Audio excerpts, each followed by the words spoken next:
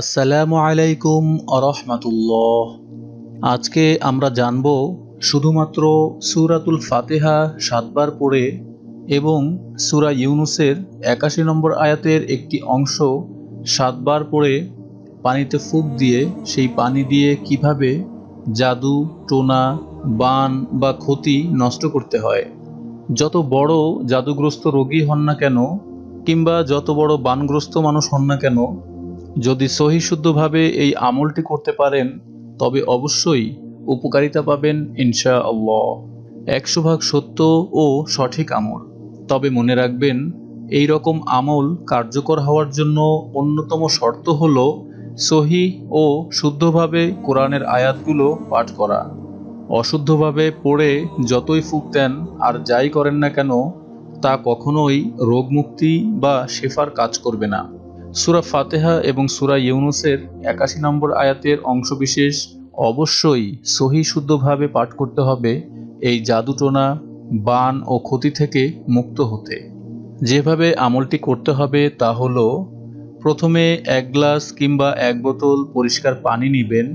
সবচেয়ে ভালো হয় যদি কোনো কাচের বা প্লাস্টিকের বোতলে পানি নেন, কারণ প্রতিবার সূরা এবং আয়াত পড়ে ফুঁক দিয়ে বোতলটির মুখ ঢেকে বা আটকে দিতে হবে, যেন প্রতিবার আয়াত পড়ে ফুঁক দেওয়া তাসিরটি একটুও বের না হয়ে যায়। প্রতিবার একটি আয়াত পড়বেন আর একটি করে ফুঁক দিবেন।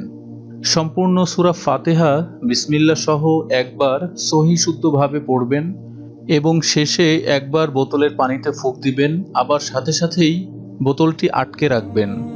আবার দ্বিতীয়বার বিসমিল্লাহ সহ সূরা ফাতিহা পাঠ করবেন। শেষে আবার একবার ফুঁক দিবেন বোতলের মুখ খুলে, তারপর আবার আটকে রাখবেন। এইভাবে ৭ বার। এরপর সূরা ইউনুসের ৮১ নম্বর আয়াতের এই অংশটুকু, বিসমিল্লাহির রহমানির রহিম, মা জিইতুম বিহিস সিহরু ইন্নাল্লাহা সায়ুবতিলুহু, বিসমিল্লাহ সহ প্রতিবার পড়বেন আর প্রতিবার একটি করে ফুঁক দিবেন। আবার বোতলের মুখটি আটকে রাখবেন, যেন কোনোরূপ বাতাস বা তাসির বের না হতে পারে, যেন পরিপূর্ণ উপকারিতা পেতে পারেন। মোট ৭ বার এমনিভাবে পড়ে ফুঁক দিবেন। এরপর এই পানি যাকে জাদু বা ব্ল্যাক ম্যাজিক করা হয়েছে বা ক্ষতি করা হয়েছে তাকে নিয়মিত খাওয়াবেন।